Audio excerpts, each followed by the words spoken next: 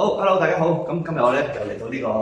可以銀主本嘅單位啦。咁價錢方面咧，就其實都唔使200萬嘅，但係大家可以見到啦，入邊已經係清空晒成個場，冇任何嘅要執噶啦。因為上一手咧就已經係離場嘅時候之後咧，已經跟晒啲明後嘅電線啦、電掣啦，同埋而家係全部都仲有電力供應嘅。咁所以大家都應該唔使擔心話上一手已經有好多嘅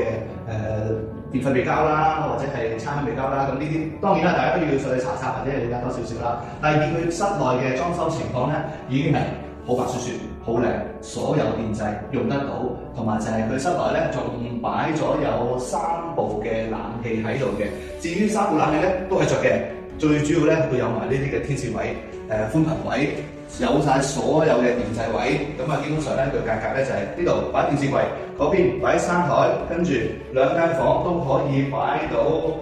呢一間房啦，可以擺到雙人床，呢間就可能叫單人床啦。咁同埋咧，佢價格有少少特別嘅。呢度如果你話真係一家人住咧，當然啦，走動嘅範圍非常之大嘅。但係如果你話以劏房嘅價值嚟講咧，1、2甚至乎呢度窄窄地啦，都可能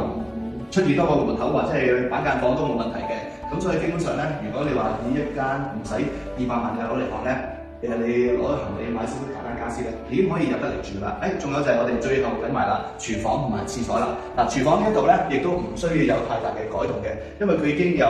抽氣機啦，呢邊咧其實佢有晒個台啦，可以擺到煮食爐啦。